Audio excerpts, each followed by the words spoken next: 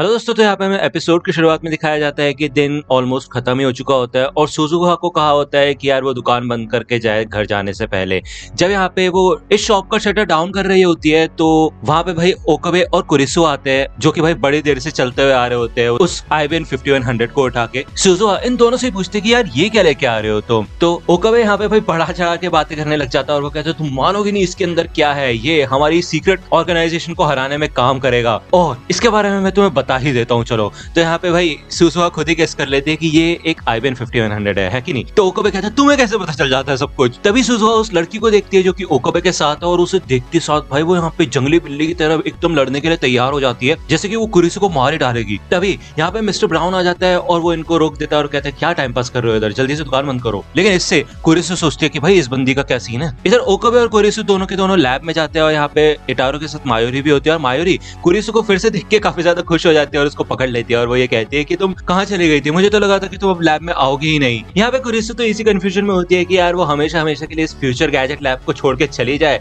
या फिर मायूरी के साथ रहे। इसी वजह से भाई ओकाबे इधर कुरिसु को छेड़ता भी है कि तुम्हें तो टाइम मशीन्स में भरोसा नहीं था और तुम तो कह रही थी तुम कभी भी यहाँ पे आओगी नहीं, अब क्या हुआ। लेकिन यहाँ पे भाई इटारो को इन सब की बातों से कोई फर्क नहीं पड़ता, उसे तो आईबीएन 5100 के अंदर इंटरेस्ट होता है और कुरिसु इधर इस कंप्यूटर को एनालाइज करना शुरू कर देती है। इटारो यहाँ पे कहता है कि देखो यार मेरे ख्याल से ना हमें एक प्रॉब्लम होगी, ये कंप्यूटर इंटरनेट के आने से पहले आ चुका था तो इसको आज की किसी मशीन से कनेक्ट करना काफी ज्यादा मुश्किल है। लेकिन यहाँ पे इटारो को कुछ पार्ट्स पता होते हैं जिनकी मदद से वो इस आईबीएन 5100 को अपने कंप्यूटर से कनेक्ट कर सकते हैं। तो ये ओकाबे से यही कहता है कि ठीक है फिर तुम जाओ इस लिस्ट के सारे इक्विपमेंट्स को लेके आओ। तो यहाँ पे वो लिस्ट वो कुरिसु को दे देता है और कहते जाओ असिस्टेंट लेके आओ। यहाँ पे कुरिसु फिर से उससे लड़ना शुरू कर देती है, ये दोनों फिर से बहस करना शुरू कर देते हैं और इटारो इधर ओकाबे से कहते हैं देखो मैं तो यही कहूंगा कि तुम लेके आओ क्योंकि कुरिसु को यहाँ पे आकिहाबारा के बारे में कुछ खास पता नहीं है, तो तुम जाओ। वही दूसरी बार मायूरी कुरिसु को कहती है चलो फिर ठीक है मैं तुम्हें यहाँ पे हमारे अपार्टमेंट का टूर देती हूँ, शायद फिर तुम्हें यहाँ पे ये जगह अच्छी लगे और तुम्हें यहाँ पे रहने का मन भी करे। यहाँ पे वो उसको रूम दिखाती है और बाथरूम भी दिखाती है। तो कुरिसु कहती है क्या तुम इस बाथरूम को यूज करती हो। तो मायूरी कहती है कि हाँ ऑब्वियसली यूज करती हूँ। तो कुरिसु कहती है क्या बात कर रही हो, नहीं तुम इन ठरकियों के सामने यहाँ पे ये सब यूज नहीं कर सकती, प्लीज मेरे से प्रॉमिस करो कि आज के बाद तुम इस बाथरूम को कभी यूज नहीं करोगी। तो मायूरी कहती है कि अरे रिलैक्स करो ऐसा कुछ भी नहीं है ठीक है ना। तो कुरिसु कहती है तुम इन लोगों के साथ रहती क्यों, मुझे समझ नहीं आ रहा। तो मायूरी कहती है क्योंकि मैं ओकाबे की हॉस्टेज हूँ। ये सुन के भाई कुरिसु की ऐसी तैसी हो जाती है और वो कहते हैं बस बहुत हो गया अब मैं पुलिस को कॉल कर रही हूँ। तो ओकाबे कहता है यार जो करना है करो और वो यहाँ से जाने लगता है और मायूरी कहती है अरे बुद्धू ऐसा कुछ नहीं है ठीक है, मुझे ये सब करने में मजा आता है, तुम्हें भी समझ आ जाएगा थोड़े टाइम बाद। यहाँ पे कुरिसु रुक जाती है कॉल करने से और वो मन में यही सोचती है कि यार शायद वो कुछ ज्यादा ही सोच रही है और ज्यादा ओवर रिएक्ट कर रही है। इसके बाद ओकाबे यहाँ से निकल जाता है और वो काफी कंप्यूटर शॉप्स पे घूमता है, तभी उसका सामना यहाँ पे सुजुहा से होता है और वो कहती है कि क्या बात है आईबीएन 5100 के लिए कुछ पार्ट्स ढूंढ रहे हो क्या, मैं मदद करा दूं। यहाँ पे भाई वो सच में उसकी मदद करवा देती है और ओकाबे कहता है यार मेरे को नहीं पता था एक टीवी शॉप पे काम करने वाली बंदी को कंप्यूटर के बारे में इतनी ज्यादा नॉलेज होगी। ये दोनों के दोनों यहाँ पे एक वेंडिंग मशीन के पास आ जाते हैं और सुजुहा बताती है कि देखो मैं किसी एक ऐसे इंसान को जानती हूँ जिसको आईबीएन के बारे में बहुत ज्यादा नॉलेज है। तो ओकाबे कहता है क्या बात कर रही हो, मिलवाओ मुझे उससे अभी के अभी। तो सुजुहा कहती है देखो मैं ऐसा नहीं कर सकती क्योंकि वो कुछ सालों पहले ही मर चुका है। सुजुहा इधर ओकाबे से माफी मांगती है कि उसने कुरिसु के साथ ऐसा बिहेव किया। तो ओकाबे कहते हैं कि मतलब कोई बात नहीं, जरूर मेरी असिस्टेंट ने कुछ गलती की होगी, वो हमेशा सबसे लड़ती रहती है, तो क्या हुआ था, कुछ तो प्रॉब्लम होगी। तो सुजुहा कहती है कि नहीं एक्चुअली कुरिसु ने कुछ नहीं किया है, अभी तक तो कुछ नहीं किया है। कुछ समय बाद यहाँ पे भाई ऊपर से एक हेलीकॉप्टर जाता है और ओकाबे कहते हैं वाह लगता है कि अनाउंसमेंट शुरू हो चुकी है। सुजुहा यहाँ पे डर जाती है और वो नीचे बैठ जाती है जैसे कि भाई यहाँ पे वो हेलीकॉप्टर कोई बॉम्ब वगैरह गिराने वाला हो। तो ओकाबे कहता है क्या डर क्यों गई, ये तो सिर्फ एक न्यूज हेलीकॉप्टर है, ये अनाउंसमेंट करने आया है कि फायरवर्क्स होने वाली है। तो सुजुहा कहते हैं क्या सच में, मैंने उसके बारे में बहुत सुना है, क्या मैं वो देख सकती हूँ। तो ओकाबे कहते हैं क्या तुमने सुना है, तुमने कभी देखा नहीं। तो सुजुहा कहती है कि हाँ मैं देखना चाहूंगी। तो यहाँ पे वो डिसाइड करती है कि वो उधर जाएगी, लेकिन उससे पहले वो ओकाबे का ईमेल एक्सचेंज कर लेती है अपने साथ। यहाँ पे आकिहाबारा का फायरवर्क्स डिस्प्ले शुरू होने वाला होता है और इधर मायूरी और कुरिसु भी होता है, साथ ही साथ कुछ और औरतें होती है जिन्होंने युकाटास पहन रखे होते हैं। ये लोग यहाँ पे सड़क पे इकट्ठा होना शुरू हो जाते हैं। मायूरी इधर कुरिसु को अपने साथ चलने के लिए कहती है लेकिन वो मना कर देती है। तभी यहाँ पे ओकाबे आ जाता है और कुरिसु पूछती है कि क्या हुआ, शॉपिंग पूरी हो गई। तो ओकाबे कहता है कि हाँ बस हो ही गई। तो कुरिसु कहती है ठीक है फिर चलो मैं भी लैब में ही चलती हूँ और मुझे माफ करना मायूरी मैं तुम्हारे साथ नहीं आ सकती। तो मायूरी कहती है ठीक है फिर मैं भी वैसे घर ही जाने वाली थी, चलो ठीक है। यहाँ पे इटारो भाई 5100 के साथ वो पार्ट्स जोड़ना शुरू कर देता है और दूसरी ओर कुरिसु और ओकाबे एक दूसरे से बात करते हैं। इधर कुरिसु को एक लैब कोट मिल मिलता है ओकोबे का और वो पहन लेती है। और ओकोबे जब भाई उसे देखता है लैब कोट के अंदर तो भाई वो तो भाई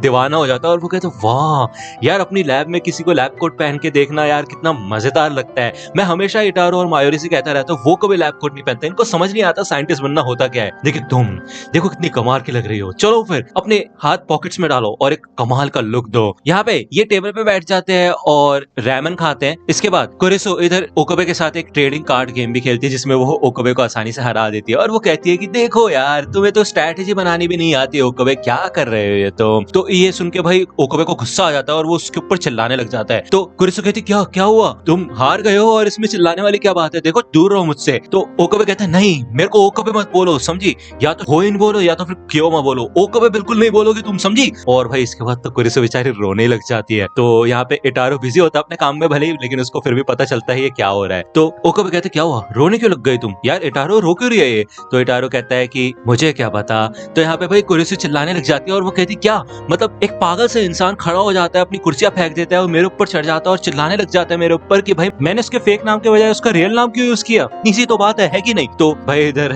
ओकोबे डर जाता है और इटारो इधर सक्सेसफुली आईबिन 5100 को अपने कंप्यूटर के साथ लिंक कर रहता है जिससे कि वो बाकी से कुरिसो और ओकोबे दोनों को अपने पास बुला लेता है। ये दोनों के दोनों यहाँ पे आ जाते हैं और इटारो वो इन्फॉर्मेशन को रिट्रीव करता है जो कि उसे सर्न से मिली होती है। कुरिसो वो इन्फॉर्मेशन को पढ़ना शुरू करती है क्योंकि वो इंग्लिश में होती है, ऑब्वियसली यार ये लोग जापानीज है तो इनको इंग्लिश समझ नहीं आती इतनी ज्यादा, तो कुरिसो इनके लिए हेल्प करके देती है। यहाँ पे कुरिसो शॉक हो जाती है देख के कि भाई सर्न का सच में यही इरादा है कि वो आगे चल के दुनिया पे कब्जा करना चाहती है, साथ ही साथ वो स्पेस टाइम ट्रेवल को अचीव कर पा रहे हैं। इस ऑपरेशन की 4 स्टेजेस है। पहला एक लार्ज हेड्रॉन कोलाइडर को बनाना, दूसरा एक लिफ्टर को इंप्लीमेंट करना और ट्यून करना, एक डिवाइस जिसको आयनोक्राफ्ट के नाम से जाना जाता है, तीसरा जानवर के ऊपर एक्सपेरिमेंट करना और चौथा इंसानों के ऊपर एक्सपेरिमेंट करना।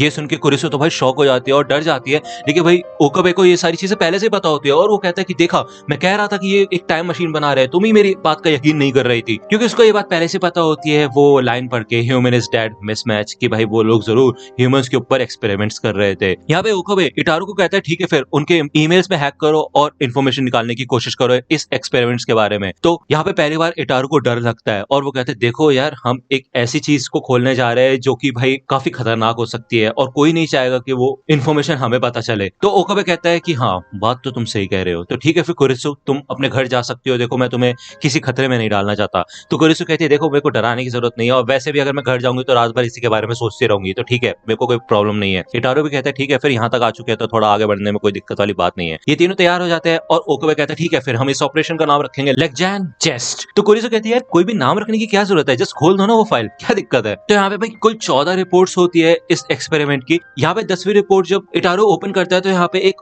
अमेरिकन आदमी होता है जेम्स मैककार्थी, इसकी डेथ हो चुकी होती है जिसके आगे लिखा होता है ह्यूमन इज डेड मिसमैच। इस एक्सपेरिमेंट को 28 जनवरी 2005 में किया गया था और उसकी बॉडी कभी नहीं मिली, लेकिन फिर एक न्यूज आई जो कि 3 अप्रैल 1921 की थी और वहां पे एक आदमी न्यूयॉर्क सिटी की दीवार में फंसा हुआ था और उसकी बॉडी एक ग्रीन से जेली टाइप लग रही थी। जेली में रिपोर्ट 8 में लिखा हुआ है एक ब्रिटिश लड़की थी लिंडा हिल, इसका एक्सपेरिमेंट हुआ था 15 फरवरी 2004 और इसका भी रिजल्ट था ह्यूमन इज डेड मिसमैच। इसकी बॉडी 2 अक्टूबर 1972 में इंडिया में पाई गई थी और वो भी एक जेली टाइप सब्सटेंस थी। 7th रिपोर्ट में एक माइकल लैंग का बंदा था जो कि जर्मन था और पहले रिजल्ट्स की तरह ही ये भी मर चुका था, ह्यूमन इज डेड मिसमैच। इसकी बॉडी भी एक जेली जैसी बन चुकी थी और जापान में पाई गई थी 24 1936 में। यहाँ पे कुल 14 रिपोर्ट्स होती है और ये लोग भाई उस ग्रीन जेली को देख के समझ जाते हैं कि जो ये बनाना इनका बनता है ग्रीन जेली जैसा, इसका मतलब ये सच में अपने एक्सपेरिमेंट में सक्सेसफुल हो रहे हैं। इधर 14 रिपोर्ट्स और 14 के 14 लोग इस एक्सपेरिमेंट में मारे गए थे। भले ही उनकी बॉडी पास में ट्रांसपोर्ट हो चुकी थी लेकिन वो वहां पहुंच के ग्रीन से सब्सटेंस में बदल गए थे और वही मारे गए। इससे भाई ओकोबे सच में शॉक हो जाता है और वो कहता है देखो बहुत देख लिया आज मैंने, मैं थोड़ी हवा खा के आता हूँ। कुरिसो कहती है यार मैंने आज से पहले इतना ज्यादा शौक ओकोबे को कभी नहीं देखा। इधर कुरिसो कहती है कि ये जो जेली जैसी सब्सटेंस है ऐसा इसलिए हुआ है क्योंकि सर्न ब्लैक होल्स का इस्तेमाल कर रही है। अब तुम खुद सोचो यार बॉडी इतनी ज्यादा बड़ी होती है और ब्लैक होल एक छोटे छेद की तरह होते हैं। अब तुम ये मानो कि इतनी बड़ी बॉडी को इतने छोटे छेद से गुजरना कितना ज्यादा प्रेशर पड़ता होगा किसी बॉडी पे और फिर उनको पास पास्ट में भेजना। तो यार ऐसा तो होना ही था। यहाँ पे इटारो कुछ डबल मीनिंग जोक्स करता है, जैसे कि भाई बड़ी बड़ी चीजों को छोटी छोटी टाइट स्पेसेस से गुजारना। तो कुरिसो कहती है तुम एक नंबर के ठरकी हो, समझे। इधर कुरिसो छत पे आ जाती है ओकोबे के पास और वो उससे पूछती है कि क्या तुम ठीक हो, अभी भी आगे बढ़ना चाहते हो। कुरिसो को ये लगता है कि ओकोबे इतने सारे फेलियर्स को देख के भाई शॉक हो चुका होगा, लेकिन ओकोबे इसको चैलेंज की तरह लेता है और वो कहता है कि नहीं, हम इस प्रोजेक्ट को जारी रखेंगे, अपने फोन माइक्रोवेव पे काम करते रहेंगे और एक टाइम मशीन बनाएंगे सर्न से भी पहले, और उनकी जगह हम इस पूरी दुनिया पे कब्जा करेंगे। तो दोस्तों यार अब हम इस एपिसोड तक तो आए गए हैं। ऑब्वियसली यार मैंने आपको कहा था 10th एपिसोड तक थोड़ा वेट करना, यहाँ पे धीरे धीरे आपको चीजें क्लियर होती जाएंगी। बस अभी आप इन सारी चीजों पे ध्यान देना जो मैं बता रहा हूँ, और 10th एपिसोड का आपको कुछ समझाने की जरूरत नहीं पड़ेगी, सब खुद समझ जाया करोगे आप, तो कोई दिक्कत वाली बात नहीं है, ठीक है। तो दोस्तों आज की वीडियो के लिए सिर्फ इतना ही। आई होप कि आपको ये वीडियो पसंद आई होगी। अगर आपको ये वीडियो पसंद आई हो तो प्लीज लाइक कीजिए, अपने दोस्तों के साथ शेयर कीजिए और मेरे चैनल को सब्सक्राइब करना मत भूलेगा। और अगर आप मुझे कांटेक्ट करना चाहते हैं तो आप मुझे इंस्टाग्राम पे कांटेक्ट कर सकते हैं, मेरे पेज की लिंक आपको डिस्क्रिप्शन में मिल जाएगी। मिलता हूं आपसे अगले वीडियो में, तब तक के लिए गुड बाय।